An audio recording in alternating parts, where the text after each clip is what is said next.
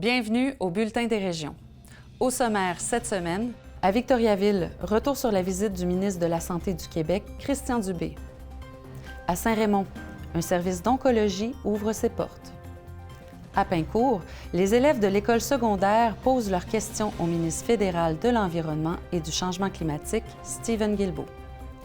À Gaspé, on se penche sur le programme d'aide et de mise en valeur des forêts privées. À Trois-Pistoles, Sébastien Rioux prend parole en tant que victime de cyberharcèlement. À Berthierville, la Maison des jeunes souligne la Journée internationale contre l'homophobie et la transphobie. À Notre-Dame-des-Neiges, le motel agricole fait porte ouverte le 3 juin prochain pour les entrepreneurs agricoles. À Montmagny, on parle jardinage avec les serres du canton. Bonne émission!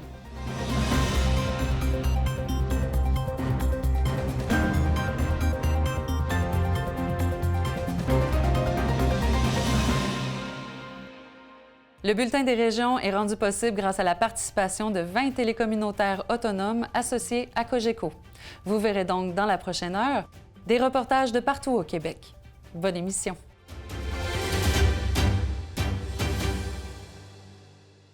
Le 4 mai dernier, le ministre de la Santé du Québec, Christian Dubé, a tenu une conférence à l'hôpital L'Hôtel-Dieu d'Arthabasca et Sylvana Suarez de la télévision de l'Érable en parle avec Patricia Maillot, présidente du syndicat des professionnels en soins de la Mauricie et du Centre du Québec.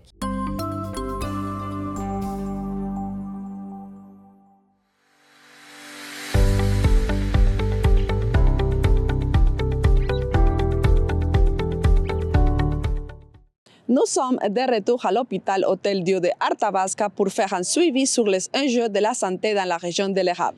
Après la visite du ministre de la Santé du Québec à cet hôpital le 4 mai 2023 pour présenter les avantages du projet de loi gouvernemental 15, nous voulons connaître l'opinion des infirmières du Centre du Québec. Qu'est-ce que c'est le syndicat des professionnels en soins de la Mauricie et du Centre du Québec?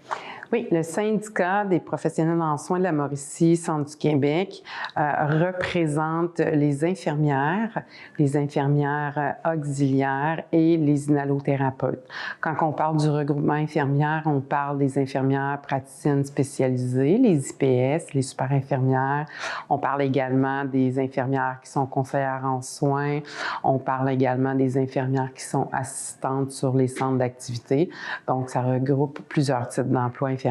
On représente 5700 membres en Mauricie, Centre du Québec. Et c'est une très grande région, le CIUS, Centre du Québec, qui est le syndicat également, puisque la région s'étend sur 42 500 km². Donc, c'est aussi grand le territoire que la Suisse. Et est-ce que la MRC de l'Érable fait partie de votre territoire? Oui, exactement. La MRC de l'Érable, Arthabasca de l'Érable, donc Princeville, Plessisville, fait partie de l'Érable et c'est nous qui représentons les membres qui font partie de notre syndicat. Quelle est votre opinion sur les lois 15 du gouvernement de Québec? Notre inquiétude par rapport à la loi 15, c'est qu'il va y avoir seulement un employeur. Imaginez, les décisions vont être prises peut-être par des directeurs qui seront de Montréal pour une région qu'ils ne connaissent pas. Ce projet de loi-là du gouvernement, en fait, il était fait pour améliorer les soins, la qualité des soins pour les Québécois et les Québécoises. Mais on se dit comment, quand on vient centraliser comme ça, une entreprise qui est le réseau de la santé, on va pouvoir être proche des gens, de connaître les solutions qui vont s'appliquer à eux. Et notre inquiétude, c'est que les centres urbains viennent travailler dans les régions. Donc, Montréal, on sait que c'est déjà problématique. Est-ce que les gens quitteront Montréal pour venir travailler en région? Madame Patricia, et le ministre de la Santé, Christian Dubé, a fait une visite ici à l'hôpital et a parlé sur le sujet. On a préparé quelques morceaux de cette conférence de presse pour savoir quelle est votre opinion sur ça. Dans le cadre du projet de loi 15, le projet qu'on va travailler dans les prochaines semaines sur l'efficacité du réseau, on parle beaucoup des régions. Puis je suis venu aussi rencontrer les différents représentants des élus municipaux parce que c'est la meilleure façon de d'avoir le pouls du terrain, hein, parce qu'on dit toujours qu'on peut on peut sentir en parlant au PDG qu'est-ce qui se passe dans la région, sont où les enjeux, puis etc. Puis il y en a des enjeux importants dans notre réseau de la santé. Qu'est-ce que vous pensez sur ça qu'a dit le ministre de la Santé?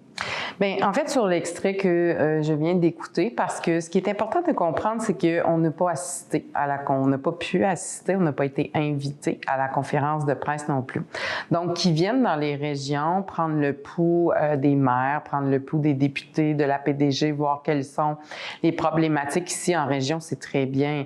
Mais pourquoi ne pas avoir convoqué les représentants syndicaux qui connaissent, elles aussi, les problématiques et surtout, ne pas avoir convié les infirmières auxiliaires et inhalothérapeutes qui sont au cœur des soins jour après jour et qui les voient les problématiques et qui auraient pu, en fait, dire au ministre Dubé quelles sont leurs appréhensions, quelles seraient peut-être leurs solutions ou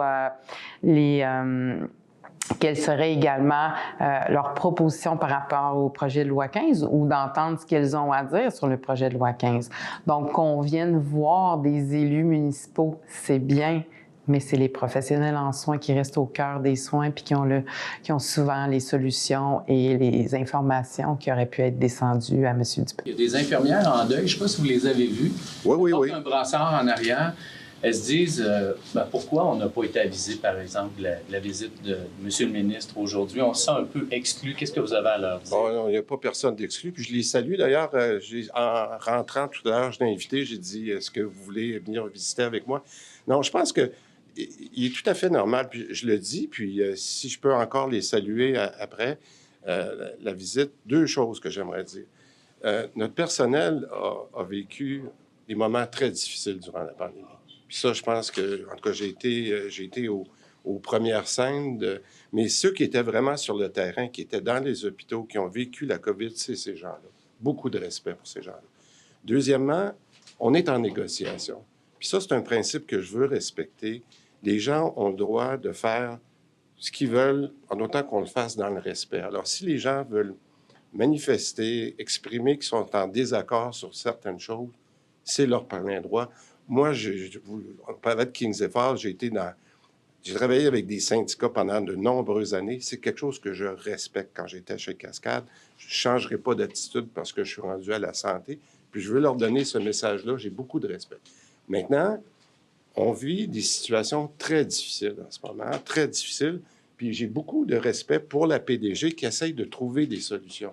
Mais quand on essaye de trouver des solutions, il faut se parler, puis il faut regarder comment on peut faire ça. Alors, moi, je suis content parce que, d'ailleurs, leur présence aujourd'hui, c'est pas des gens qui sont agressifs, là, c'est des gens qui disent on veut faire notre opinion.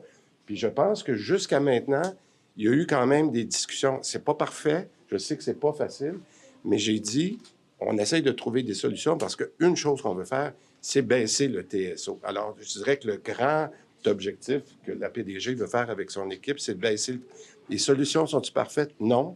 Mais merci d'être là et merci de le faire dans ce climat constructif-là. Alors, si on fait ça, on va finir par ça. Pourquoi vous pensez que les infirmières ne sont pas convoquées à cette conférence de presse? Et comme deuxième sujet, pourquoi vous dites c'est fâchant qu'elle dise ça? C'est fâchant qu'ils disent ça parce que c'est 3 infirmières qui ont été avisées à la toute dernière minute, qui l'ont vu rentrer par la porte d'en arrière et qui se sont joints à la conférence de presse et qui ont pu, je dois le dire, avoir un moment privilégié avec Christian Dubé à la fin. Ce sont des infirmières qui ne font pas partie du syndicat. Ce sont des infirmières qui voulaient dire qu'ici, en Mauricie, avec les fusions, la détresse qu'elles vivaient, aucune infirmière n'était conviée à cette rencontre-là. Aucune inhalo, aucune infirmière auxiliaire non plus. Tu sais, il aurait pu annoncer sa visite. Il ne l'a pas annoncé. Moi, c'est les journalistes, en fait, qui m'ont appelé vers midi. Et il est arrivé dans l'après-midi par la porte d'en arrière. Donc, quand j'entends ça, je suis pas d'accord avec lui parce que s'il aurait voulu vraiment rencontrer les professionnels en soins, il aurait annoncé sa visite. Bien, il y en a des solutions. Ils ne sont pas toujours faciles. Puis il faut penser, comme on dit, en dehors de la boîte. C'est pour ça que ce que la PDG est en train de mettre en place ici, c'est de dire, est-ce qu'à l'intérieur de la convention collective, on peut trouver des solutions? Ça n'a pas été fait ailleurs, puis c'est là que je salue les initiatives qui sont prises ici, de dire, est-ce qu'on peut faire ça autrement en discutant? Moi, je vais vous dire, ici, là, ce qu'ils ont réussi à faire, surtout avec un climat de collaboration, je pense qu'ils s'en vont en bonne plaque. On va essayer d'imposer le moins de choses, mais de le faire par négociation. Pensez qu'il y a une collaboration entre les ministères? Non. Il n'y a eu aucune collaboration entre les décisions, parce que c'est vrai ce qu'il dit, M. le ministre. Oui, les fusions, c'est prévu dans une convention. Mais pourquoi, en temps de pénurie, en temps de manque de main-d'œuvre comme ça, on prend le pire chose qui existe dans une convention collective pour l'imposer sans jamais demander, avant d'imposer ces choses-là, quelles sont vos solutions? Nous avons entendu la position des infirmières de l'érable et du Centre du Québec par rapport à ces inquiétudes sur le projet de loi 15. Quelques semaines après la visite du ministre de la Santé, Christian Dubé, à ces mêmes installations de l'hôpital Hôtel-Dieu de Arthabasca. Pour la TVC, Silvana Suárez.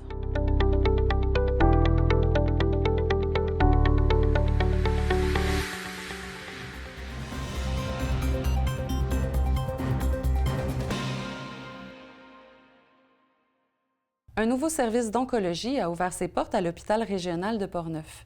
Plus personnalisé, ce service de proximité évitera de nombreux déplacements aux patients de la région atteints d'un cancer.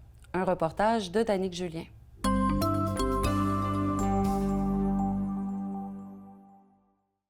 L'hôpital régional de Saint-Raymond-de-Portneuf a désormais un service d'oncologie offert aux citoyens combattant le cancer. Bonjour. Ça va bien? Ça va bien. Il s'agit de la première étape du plan du CIUS de la capitale nationale visant à augmenter le nombre de services en santé dans la région de Portneuf.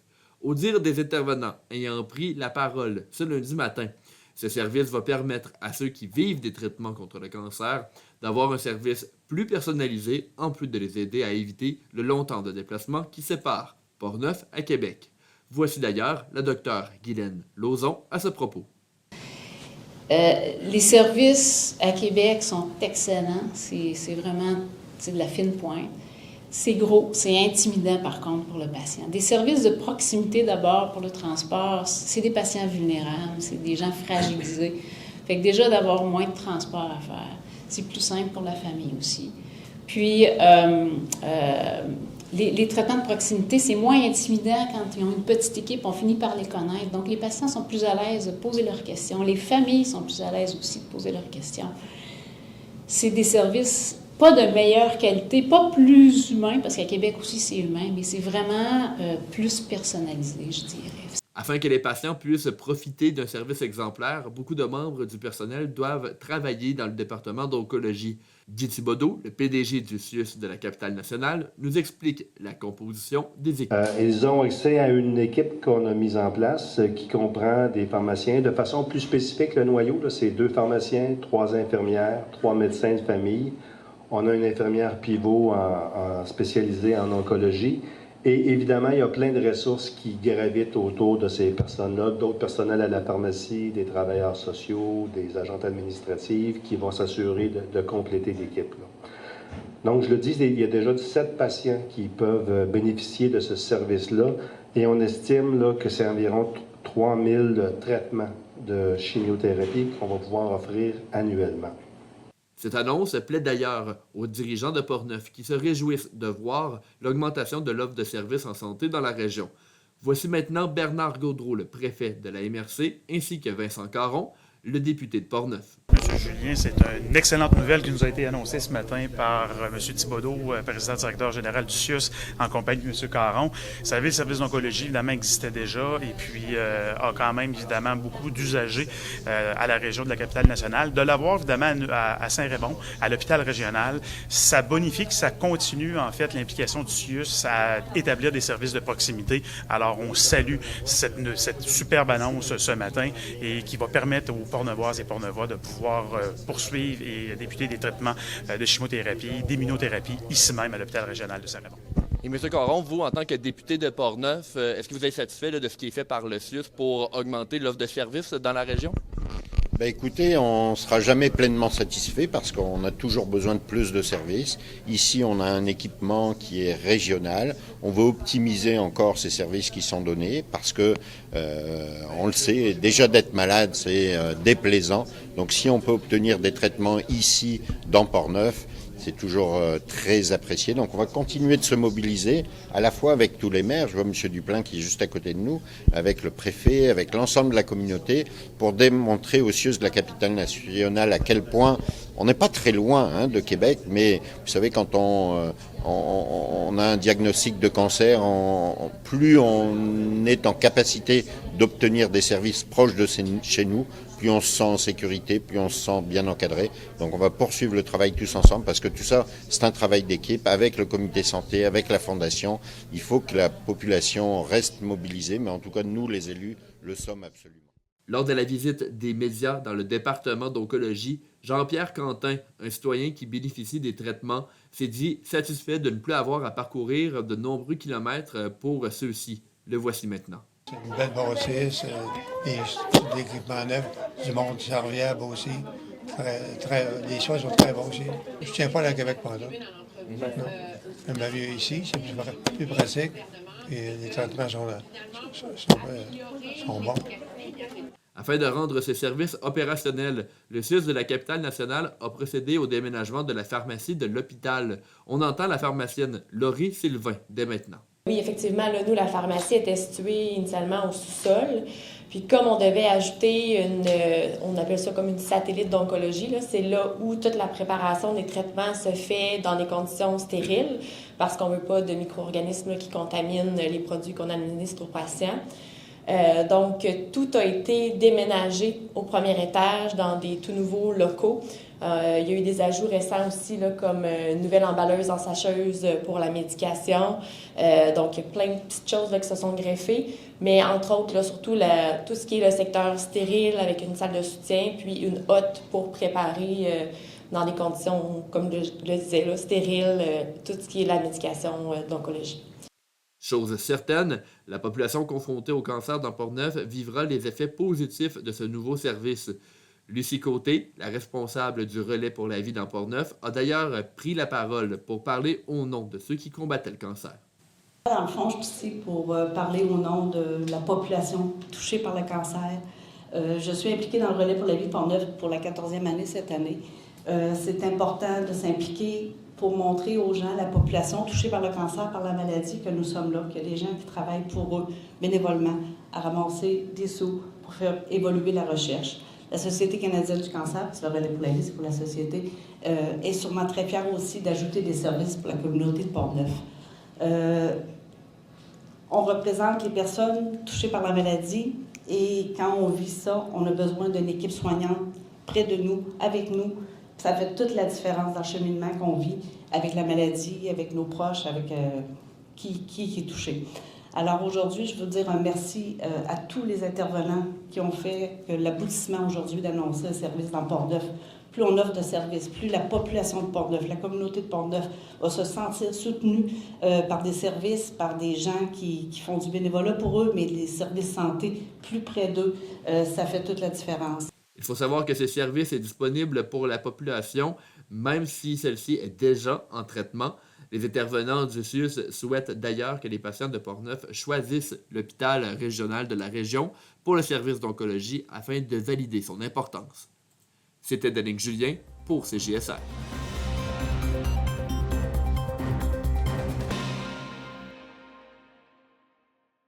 Est-ce qu'on s'en va vers la fin du monde? C'est une des questions difficiles qu'ont posées les élèves du secondaire de l'école Le Chêne Bleu au ministre de l'Environnement Stephen Guilbeault lors de son passage à Pincourt. Un reportage de Chantal Bédard de C'est sur TV.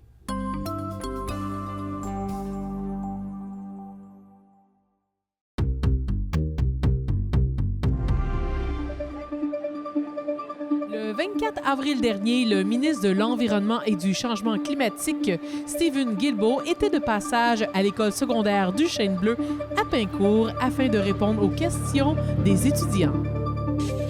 Alors, on a réussi à se démarquer au niveau des valeurs de l'environnement. C'est grâce au personnel dévoué et innovant en matière d'environnement qui ont piqué notre curiosité.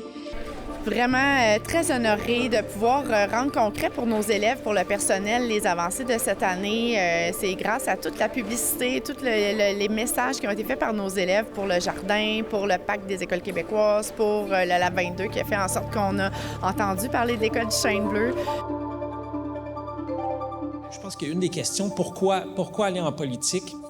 Bien, moi, ça faisait donc 25 ans que j'étais dans le mouvement écologiste. J'ai été chez Greenpeace aussi pendant 10 ans. Mais après 25 ans de militantisme, je me disais que c'était peut-être le moment pour moi de passer à autre chose, d'essayer de continuer à travailler à protéger l'environnement, mais en politique. Conduisez-vous une voiture électrique? Si oui, laquelle? Moi, j'ai pas d'auto. J'habite au centre-ville de Montréal, bien sûr, je siège à Ottawa, mais j'ai jamais eu d'auto. Selon vous, est-ce bientôt la fin du monde? C'est une bonne question, Steven. On peut parfois avoir l'impression en environnement que tout va mal, puis qu'effectivement, on se dirige vers la fin du monde. Évidemment, c'est pas le cas. Mais on peut pas non plus négliger qu'il y a des impacts importants, des changements climatiques, de la pollution plastique. Et le problème en environnement, c'est que détruire l'environnement, ça va très vite. Reconstruire, rebâtir, ça prend du temps. Mais puis toi et moi, tout à l'heure, on était avec le maire de Vaudreuil et d'autres gens de la ville de Vaudreuil. La ville de Vaudreuil a planté 10 000 arbres cette année, au cours de la dernière année. Plus il y a de municipalités à travers le pays, à travers le monde, qui plantent comme ça des milliers, des millions, des milliards d'arbres, plus la planète va commencer à se réparer des dommages qu'on lui a causés. Est-ce que vous avez un conseil pour la jeunesse de la région du Chêne Bleu? Bien, lâchez pas. Impliquez-vous, faites pression sur nous, les politiciens, les décideurs, pour qu'on en fasse plus, qu'on aille plus vite. Puis moi, je suis confiant qu'on va y arriver en travaillant ensemble. Merci beaucoup. Merci.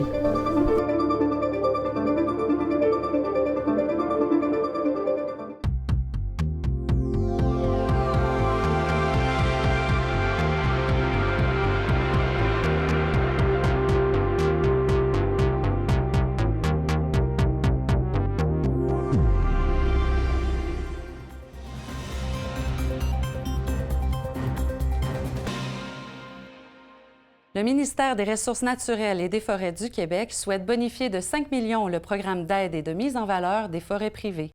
Marc Baird en parle avec Joliane Arbour.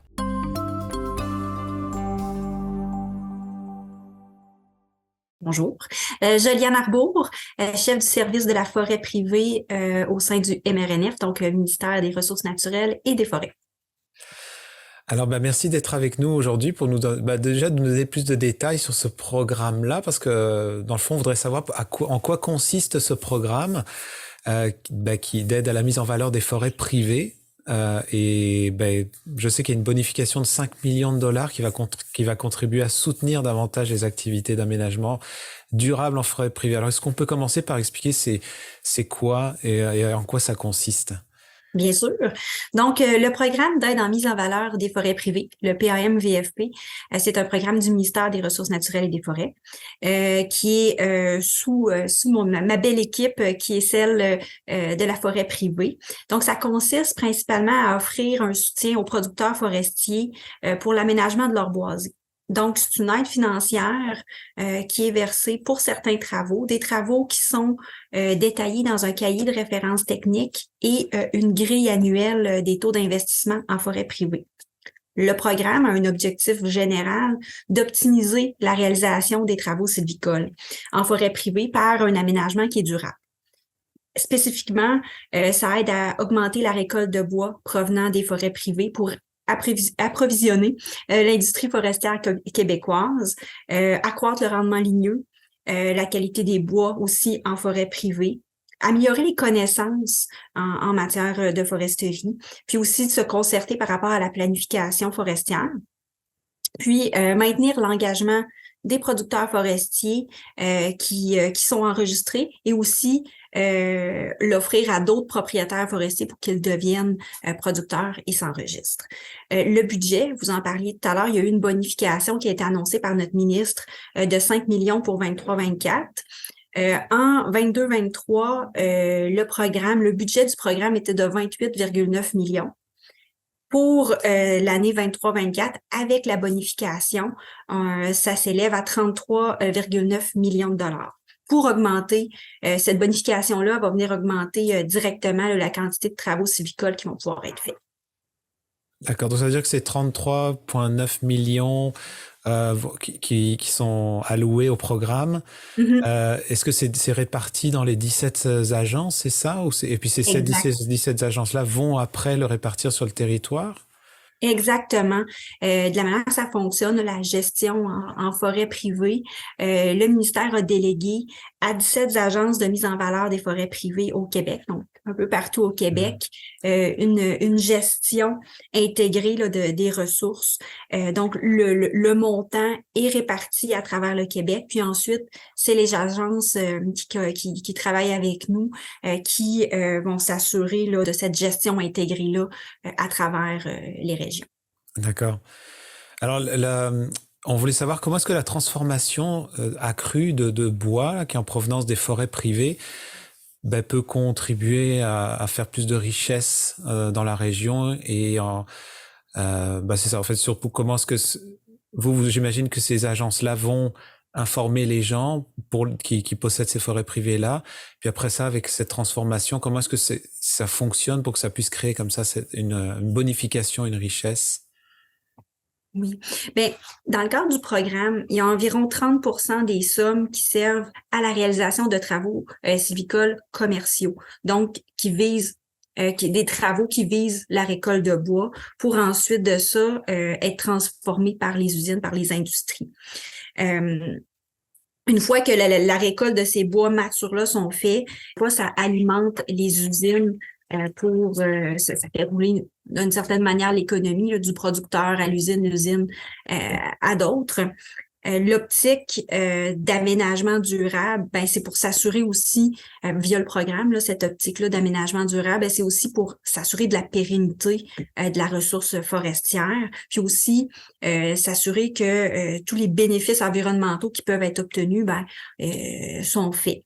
Donc, puis en plus du programme, il faut savoir que les usines, il y a aussi une contribution. Donc, une contribution des titulaires de permis d'usine en transformation de bois. Donc, ça vient bonifier, encore une fois, les montants là qui sont gérés par les agences dans le but là vraiment que tout ça mis ensemble, ce soit un levier gouvernemental et un peu externe avec la contribution là, des usines pour créer des richesses en région, puis faire rouler l'économie, là, si on peut dire.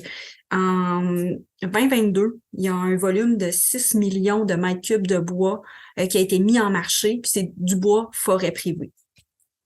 D'accord.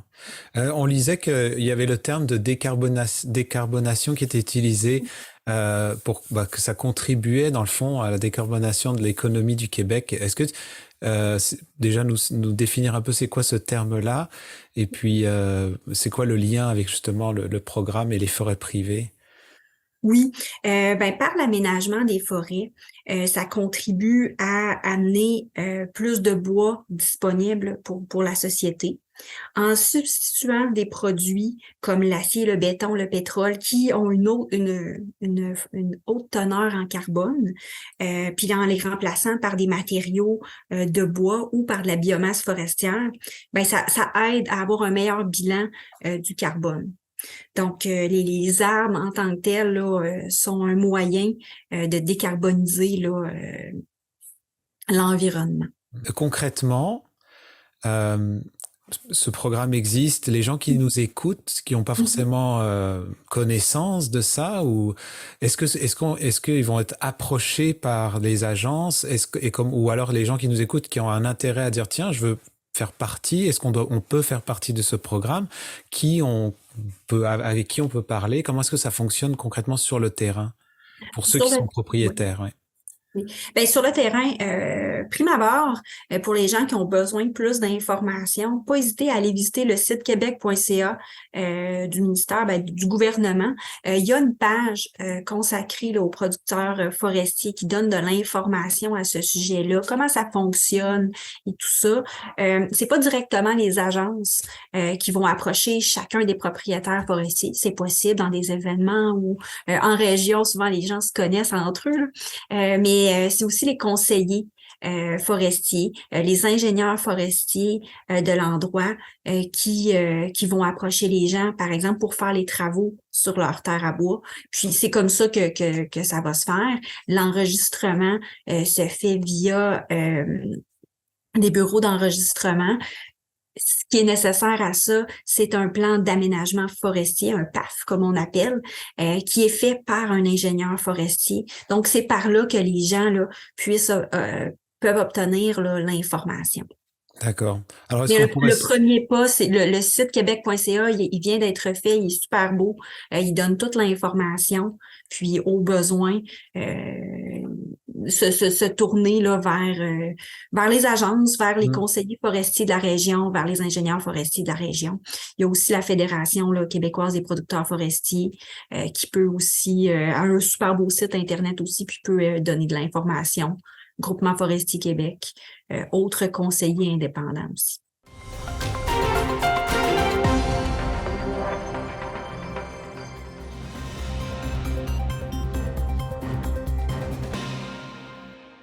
Victime de cyberharcèlement durant de nombreux mois, Sébastien Rioux témoigne des impacts négatifs qui continuent de le hanter, même à la suite de l'arrestation de son agresseur. Marc-André Pépin de TCBH est allé le rencontrer.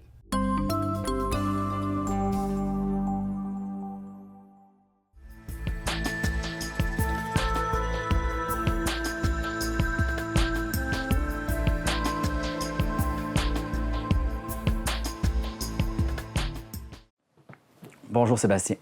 Bonjour Marc-André. Merci de nous accueillir chez vous aujourd'hui pour parler d'un sujet quand même assez d'actualité, puis assez important, la cyberintimidation, cyberharcèlement. Tu as passé il y a quelques semaines à Tout le monde en parle pour parler d'une situation que tu as vécue. J'aimerais ça que tu nous mettes en contexte.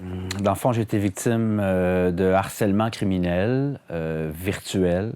On parle de, grosso modo, 18 mois environ de messages, de centaines de messages. Tout ça a commencé à la fin 2019, décembre 2019, sur Twitter.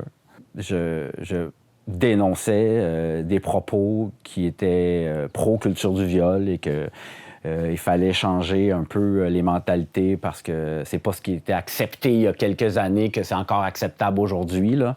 Donc, mais il y a des gens qui défendaient justement qu'on n'avait plus le droit de rien faire.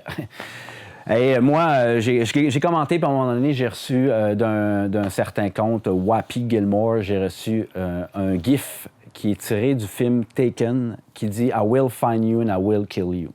Et ce GIF-là est un peu comme tout le lien dans toute cette histoire-là, parce que je vais, au fil des mois, le recevoir des dizaines et des dizaines de fois. Et c'est pas anodin, même si on peut penser que c'est juste un GIF d'un film. Je veux dire, la police... Moi, je suis allé porter plainte et la police a quand même reçu ma plainte. Twitter a fermé le compte de la personne. La personne a effacé le tweet environ 20 secondes après qu'elle l'ait fait, mais moi, j'ai eu le temps de prendre une capture d'écran. Tout de suite, quand j'ai vu qu'on m'avait envoyé ça, je veux dire, sur un cellulaire, c'est facile, on prend une petite capture d'écran, puis la personne elle-même l'a enlevé sans que j'aie le temps de rien dire. Donc, on s'en est rendu compte qu'elle avait peut-être dépassé les bornes. La police a pris ça, au sérieux la première fois. Sérieux puis pas, mais je veux dire, ils ont réussi à avoir un mandat, arrêter la personne. Je sais pas s'ils l'ont arrêté formellement, mais ils l'ont rencontré, ils l'ont interrogé. Et ils l'ont relâché parce que c'était aussi qu'un seul message. Donc, les menaces, je veux dire, sur Internet, il y en a souvent, là, malheureusement. Puis on est en train d'un petit peu, malheureusement, se faire une petite carapace à ça, puis il faudrait peut-être pas tant que ça. Là. Et donc, la personne a été relâchée, et c'est là que ça a commencé pour vrai, parce que là, il a fait... tu m'as envoyé la police, il m'a envoyé des messages en me disant que tu as envoyé la police contre moi, ben tu vas l'avoir rough. Ça fait que c'est là qu'il a commencé à m'écrire sur diverses plateformes Ça s'est plus jamais passé sur Twitter après. Puis un des premiers messages que j'ai commencé à recevoir ailleurs, c'était le fameux gif de « I will find you and I will kill you ». Donc, il y avait un lien toujours. Il voulait me laisser savoir que c'était toujours lui qui était là. J'avais aucune idée c'était quoi son nom, ni où il habitait. Ça a été un des stress tout le long de ne pas savoir qui il était et où il habitait, parce que le nombre de fois que j'ai reçu en message des photos de moi où j'allais me faire tirer par arme à feu, que ce soit la fameuse photo avec une mire entre les deux yeux ou moi, enfant, en train de se faire shooter par une autre personne en dessous. Je veux dire, des fusils qui me tirent dessus. Tu ouvres le message, c'est quelqu'un qui pointe au fusil. Je veux dire, j'en ai eu souvent des crèves. Des photos comme ça de toi, il a été chercher ça sur mon Facebook. Sur ton compte Facebook. Oui, il est allé sur mon compte Facebook, sur le compte Instagram aussi. À un moment donné, il s'est mis à faire des faux comptes Instagram à mon nom et des faux comptes Gab, qui est gab.com, qui est un site qui est administré par l'extrême droite chrétienne américaine. Et je veux dire, tu te promènes là-dessus, puis tu as des croix gammées, puis c'est accepté, là. J'en ai passé probablement des heures à faire fermer tous ces comptes-là. Là où ça tombe dans le harcèlement, c'est que c'est de l'acharnement sur une seule personne et non seulement une fois de temps en temps. Oui, c'est ça, c'était de l'acharnement, là. Et c'était des messages ultra-violents. Et depuis, tout le monde en parle. Bien là, ça s'est calmé, là. Mais surtout la semaine après, tout le monde en parle. J'avais beaucoup de messages d'amour, mais j'ai reçu beaucoup de messages qui me pointaient comme étant l'arroseur arrosé. T'avais un cas de fermé, ça serait pas arrivé. Puis là, je pèse mes mots, là, mais il y avait des mots beaucoup plus violents que ça, là. Oui, j'en ai reçu. Je veux pas comparer les faits qui nous sont arrivés, mais dans la gestion de la victime au niveau public, je veux dire, Catherine Fournier, elle s'est fait accuser d'avoir été complice dans ce qui est arrivé, disons, qu'elle était coupable d'avoir fait ça. Viser la victime, là, c'est toujours quelque chose qui est fait très souvent. Puis en ligne, c'est encore plus facile. Derrière l'écran, c'est facile d'aller écœurer les gens. T'sais. Moi, quand je l'ai rencontré la première fois, il ne m'a pas regardé. Là. Il regardait à terre. Là. Il n'avait pas le même courage qu'il avait derrière l'écran. T'sais. Mais cette personne-là a déjà fait du harcèlement, a déjà fait de la prison pour du harcèlement, a déjà eu un plaidoyer de culpabilité pour des menaces de mort avant ça aussi. Donc, c'est une personne qui a un dossier criminel assez déjà plein. Puis... avoir su ça avant, j'aurais eu encore plus peur. Au quotidien, il est entré dans ma vie. Je me levais le matin, je prenais mon café, je m'assoyais devant mon ordinateur pour prendre mes messages. Puis là, à travers les messages de job, j'avais 1 ou 2 ou 3 messages de lui qui pouvaient être soit des images, soit juste un mot là, qui m'envoyait promener, ou souvent il y avait des photos. Puis il faisait souvent des montages photos. Donc, il prenait le temps de faire toutes ces choses-là, tu sais, de prendre ma face puis l'insérer dans un corps de quelqu'un d'autre. Ou j'en reviens pas à quel point on peut mettre autant de temps à pas aimer quelqu'un puis à s'acharner dessus, là. Je veux dire, même moi, je l'haïs pas. Je veux dire, c'est vraiment passé, tu sais, dans le sens que, puis je l'ai dit à tout le monde en parle, je le répète, mais c'est pas vrai que je vais me lever le matin, moi, en haïssant cette personne-là. J'ai déjà à vivre avec les images qui me popent dans la tête, puis ces photos-là, très violentes, très vulgaires. Je veux dire, je suis en train de faire n'importe quoi, mais boum, ça pop. Tu sais, je veux dire, ça, c'est des problèmes psychologiques qui vont rester pendant un bout. T'sais. Le stress, l'anxiété d'aller ouvrir mes courriels. À chaque matin, quand je m'assois devant mon ordinateur puis je vais envoyer mes courriels, il y a comme, même si je le sais que je peux pas vraiment en recevoir d'autres parce qu'il a été arrêté puis c'est terminé, j'ai comme encore le petit stress ou la petite anxiété que j'avais dans le temps quand ça arrivait à chaque matin ou presque chaque matin. Ça fait que j'imagine que le temps va aider, là. Tu dis te lever le matin à ouvrir tes courriels, que c'est une angoisse qui reste après toute cette histoire-là. Au discours des gens qui diraient, t'as juste à pu avoir de vie virtuelle, vivre ta vie comme auparavant les gens vivaient. Est-ce que ça te donne pas le goût de couper des vies virtuelles à des places? Bien, ça en revient à dire que c'est la victime qui est responsable de son malheur. Je l'aurais laissé gagner. J'y ai pensé plusieurs fois fermer mon compte Twitter à travers tous ces mois-là puis ces années-là au total. Là, ça fait 3 ans bientôt. Là. Pour ma liberté d'expression, je me suis fait rentrer dedans solide. T'sais. Puis je pense qu'il y a bien, premièrement, la liberté d'expression, bien, c'est géré au Canada, puis la limite, c'est les propos haineux. Ça fait que les propos haineux ne font pas partie de la liberté d'expression. Les menaces, je veux dire, tu as le droit de dire, puis on est chanceux, on a le droit de dire des affaires en mots, t'as dit ici. C'est que ça fait longtemps qu'il y en a qui auraient été shootés dans d'autres pays. Ouais, donc, on est très chanceux de ça, mais n'empêche qu'il y a une limite. Puis une limite morale, puis une limite éthique. Je veux dire, ça n'a juste pas d'allure. Là. Puis, je veux dire, les débats d'idées, là, je suis pas la personne qui me cache pour en avoir envie. J'aime ça parler. Puis si on n'est pas sur la même longueur d'onde, mais on peut-tu juste s'en parler puis essayer d'arriver avec un argumentaire, tu sais? Je pense que si on veut se parler dans la vie, même si on peut avoir des conversations un peu plus musclées, il y a des limites à ne pas dépasser, là, tout simplement. Merci beaucoup, Seb. Ça fait plaisir pour ton partage. C'était très intéressant. Merci.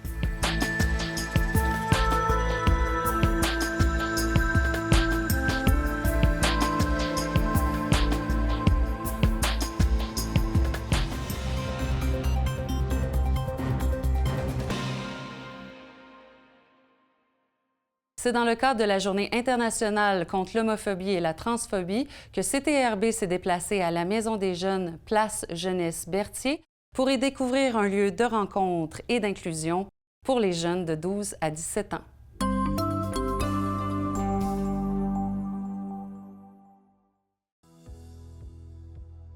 Pour souligner la semaine de l'homophobie et la transphobie et l'identité du genre, nous, les jeunes, premièrement, ils ont posé des gestes symboliques et importants pour eux. Ils ont laissé leur trace sur le mur avec leurs couleurs.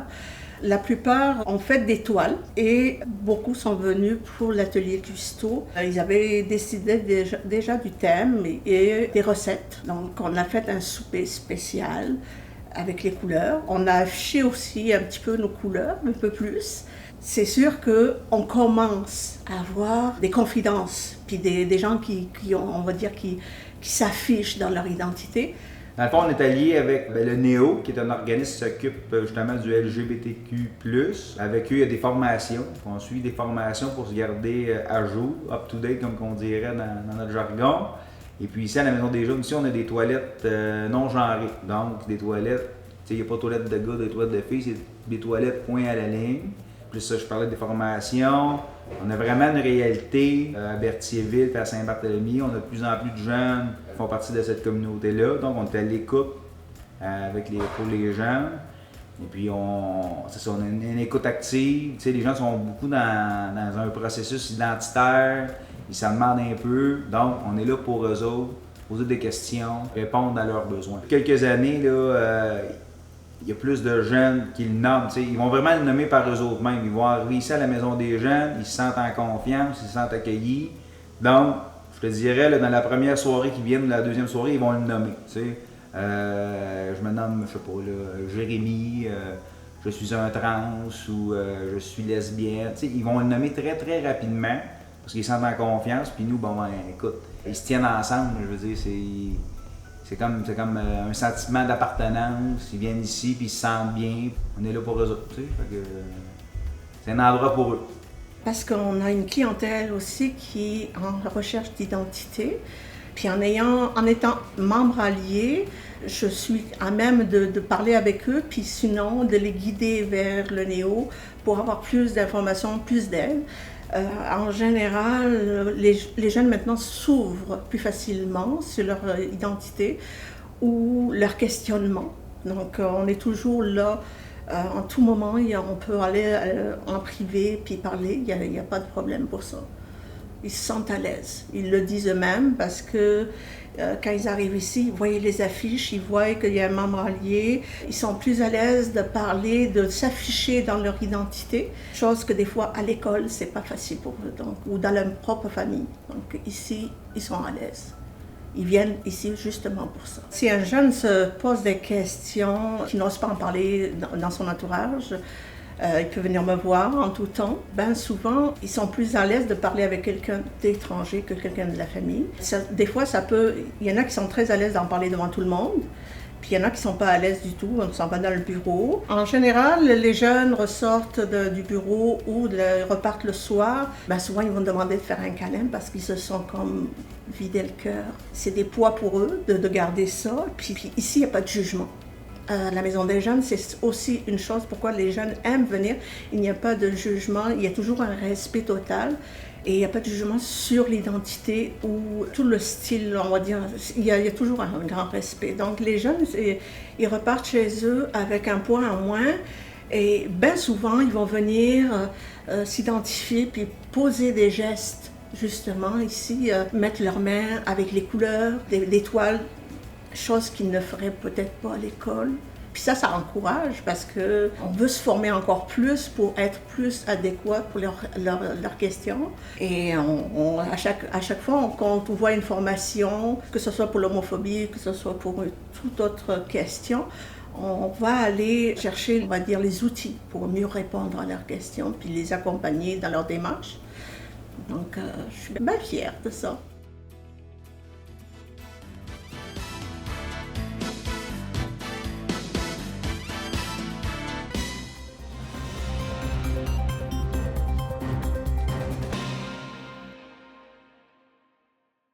Le concept de motel agricole consiste en un espace de location de terre, d'équipement et de mise en marché qui permet de répondre aux besoins des entrepreneurs agricoles.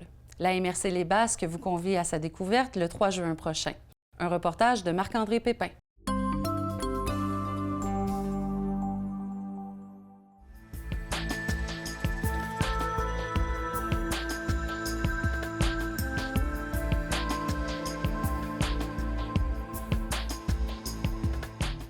Le 3 juin, toute la population, n'importe qui là, qui est intéressé de près ou de loin du projet, qui veut savoir un peu ce que c'est davantage, est invité à venir à une journée porte ouverte le 3 juin, dans le fond, parce que le modèle agricole a été créé depuis 2019-2020 qu'on est en train de le conceptualiser, si on pourrait dire.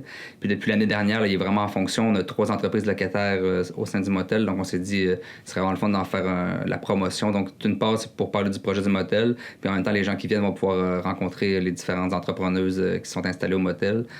Parce que dans le fond, on s'est rendu compte depuis un certain temps que les gens savent que le motel existe, mais ne savent pas exactement ce que c'est.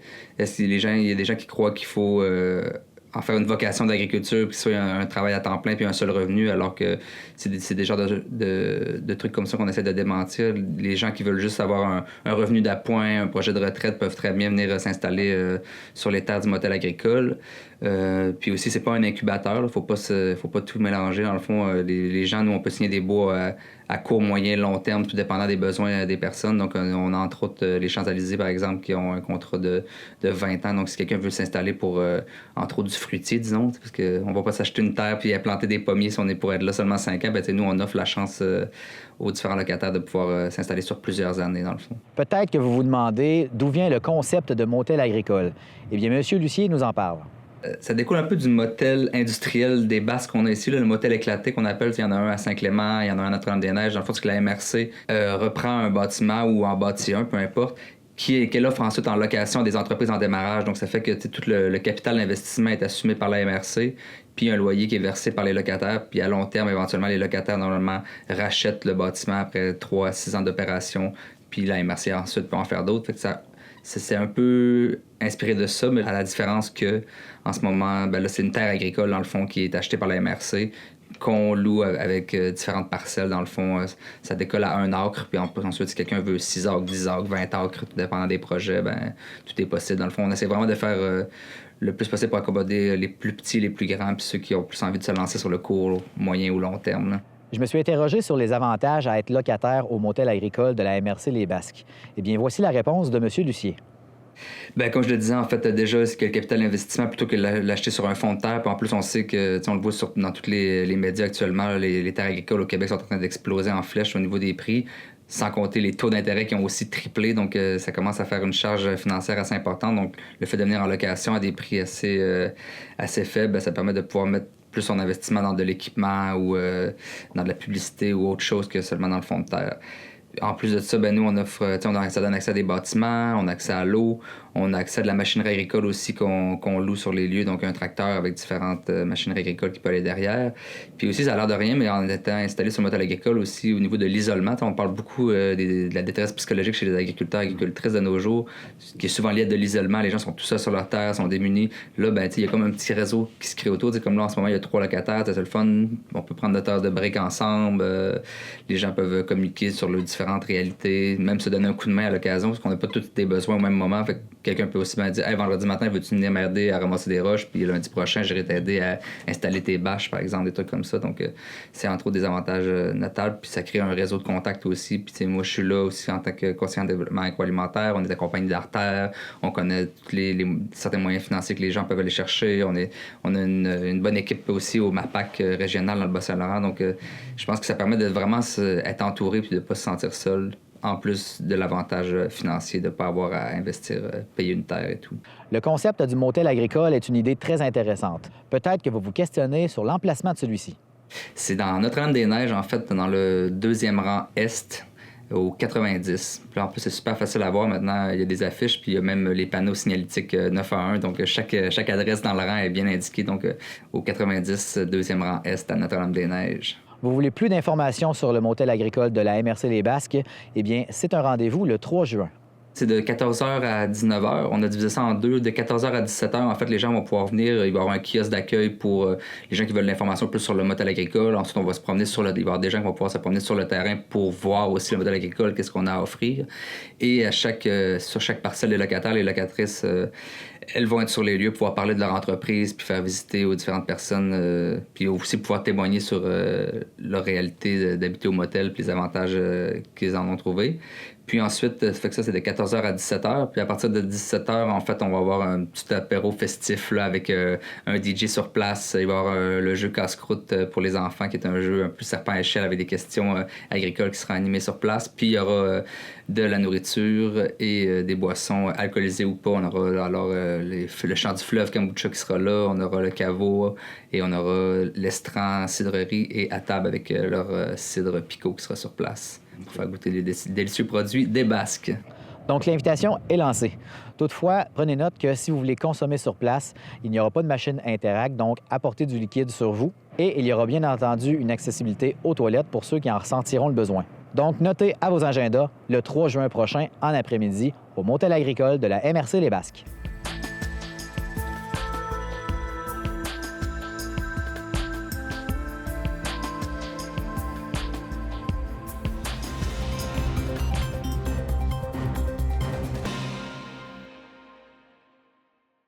Marie-Ève Lamonde de CMA TV est allée rencontrer Nancy Ouellette des Serres du Canton pour avoir quelques trucs et astuces d'horticulture et de jardinage. On a beaucoup parlé de température cette semaine. On a parlé de gel au sol pendant la nuit. Semble-t-il que ce serait terminé. Et on parle de beau temps parce qu'on a eu du temps vraiment agréable. Je me suis dit que moi, j'ai vraiment hâte de mettre mes fleurs à l'extérieur, d'en mettre un peu partout. Donc, quoi de mieux que de se rendre aux Serres du Canton pour en parler. J'ai avec moi Nancy Ouellette. Elle est copropriétaire des Serres du Canton et elle va nous donner des petits trucs parce que, ben oui, bonjour Nancy tout d'abord. Justement, comme je disais, il y a gelé cette semaine. On a dit qu'il gèlerait plus. Est-ce que tu crois ça? À Montmagny, je me garde toujours une petite réserve là, jusqu'à la fin de mai. On conseille tout le temps les gens d'attendre encore quelques semaines, même si tout semble parti, que l'été est parti, il fait 30 degrés, on part la piscine. Jusqu'à la fin de mai, début juin, on est toujours vigilant, puis on conseille vraiment d'attendre, même si bien tentant, mais on n'empêche pas les gens d'acheter parce que c'est trop, les gens ils ont trop hâte, sont trop contents de voir des fleurs puis de la vie. Bon, tu peux peut-être nous donner des trucs présentement. Qu'est-ce qu'on pourrait faire sur notre terrain? Il me semble que ça fait pas longtemps, la neige était là. Il y a du travail à faire, c'est certain. Oui, bien, tout ce qui est ceux qui ont des aménagements paysager avec des arbustes, des vivaces et tout ça, bien souvent, là, on voit que ça commence à émerger, à sortir de terre. Bien là, c'est le temps de bien nettoyer. Ceux qui ont du paillis humide, la fertilisation, c'est le bon moment parce que là, les plantes commencent leur croissance. On peut commencer à acheter nos semences, notre terre. Si on a des endroits qui manquent de terre, bien, on peut aller mettre ça aussi. Préparer un peu notre potager. Il y a des gens, des fois, qui mettent des toiles. Là, on peut enlever ces toiles-là. On peut commencer à brasser notre jardin. Si on a des analyses de sol à faire aussi quand on vient d'acheter une nouvelle propriété ou ça fait plusieurs années, j'ai moins de rendement dans mon jardin, bien, ça peut être le bon temps là, de faire une analyse de sol pour mettre les bons fertilisants et amendements. Et pour ceux et celles qui ne sont pas capables de se retenir et qui viennent acheter leurs fleurs, ce serait quoi le conseil pour bien les préserver d'ici au moment où on va les planter, justement? Dans notre jargon, avec la clientèle, c'est souvent le rente-sort. Les gens, je vais mettre ça dans mon cabanon, j'ai un petit garage qui a de la lumière, j'ai un solarium, Fait que c'est souvent ça. Les gens, est-ce que je peux faire tout de suite? Je vais faire ma potée tout de suite. Si annonce un gel, je vais la protéger. Les gens, je pense qu'ils ont un peu l'habitude aussi de le faire. Il y a un petit réflexe qui se développe tranquillement. Il y a toujours des gens qui se font prendre à chaque année. C'est dommage, mais c'est ça. Souvent, ils vont les mettre là, je vais les mettre près de la galerie, en dessous de la galerie. Oui, c'est ça. Donc, c'est des trucs. J'ai déjà vu aussi les couvertures. Aussi, oui. Quand c'est des gels très légers au sol, là, oui, on voit ça souvent, un petit polyéthène. J'ai une petite serre chauffée. L'important, c'est que le gel ne tombe pas sur le feuillage. Parce que des fois, c'est des petits gels très légers, mais qui peuvent endommager beaucoup les feuilles. Donc, si j'ai choisi mes fleurs, à quel moment tu penses qu'on va être bon pour les planter cette année dans la région? Je ne suis pas une météorologue, mais par expérience, depuis de nombreuses années, c'est souvent fin mai, début juin que pour Montmagny, ça commence à être un bon temps. En altitude, à partir du Rosaire, comme je mentionnais, Saint-Paul, Saint-Fabien, c'est souvent des fois le 10 de juin, le 15 juin, des fois jusqu'à un peu la Saint-Jean-Baptiste, parce qu'on a déjà vu des gels jusqu'au 19-20 juin. Il faut vraiment être patient quand même. Oui. Les gens, ils ont très hâte, mais s'ils prennent ces précautions-là, souvent, ils sont très gagnants. Un peu plus tard d'attendre que la terre se réchauffe, parce que des fois, la terre est encore un peu froide, plus en profondeur. Fait que des fois, c'est avantageux, entre autres, pour les courges, les concombres, les tomates, d'attendre que la terre soit bien réchauffée. Pour les serres du canton, ici, vous avez déjà beaucoup de fleurs sur place, beaucoup de plants également, légumes, fines herbes et tout. Est-ce qu'il y a encore des arrivages qui sont prévus? Nous, c'est dans le petit fruit, étant donné qu'on ne produit pas nos arbustes fruitiers, framboisiers, camérisiers, tout ça, c'est le genre d'arrivage qu'on reçoit. On vend encore un peu de vivaces, on s'approvisionne localement, mais ça vient tout juste d'arriver. On est encore dans l'étiquetage, mais pour le reste, tout est produit sur place et disponible pour la clientèle. Possibilité de réserver aussi, on offre le service de réserver les grosses potées, les grosses jardinières, les gros plants de tomates patio que les gens aiment tant.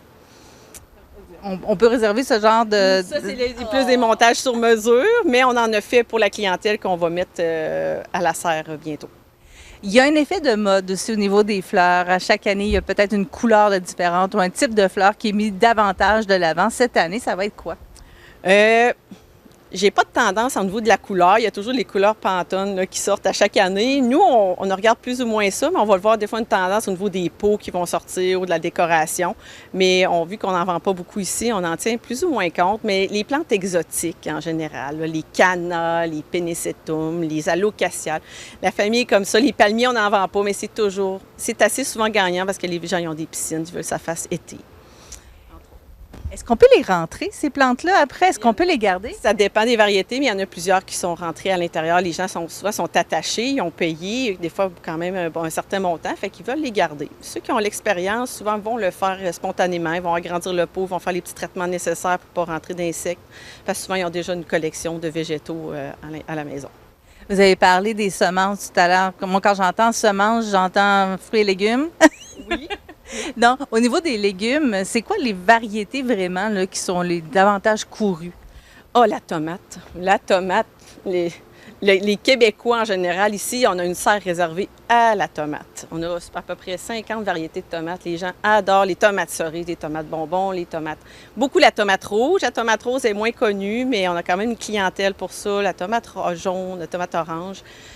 C'est le légume fétiche, tant qu'à moi, et le basilic, c'est la fine herbe. Ça va ensemble. Ils vont bien ensemble en plus, c'est un bon mariage, mais c'est comme c'est la vedette dans les fines herbes d'année en année. Là. Il n'y en a pas une qui la dépasse. Pour la tomate, est-ce que c'est parce que c'est simple?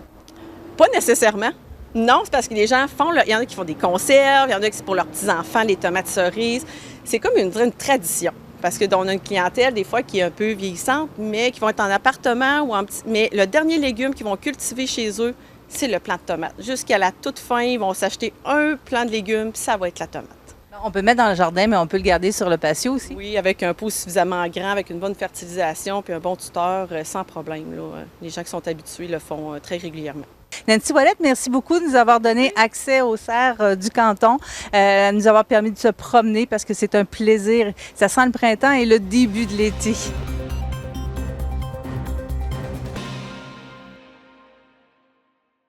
C'est tout pour le Bulletin des régions cette semaine. Merci d'avoir été des nôtres.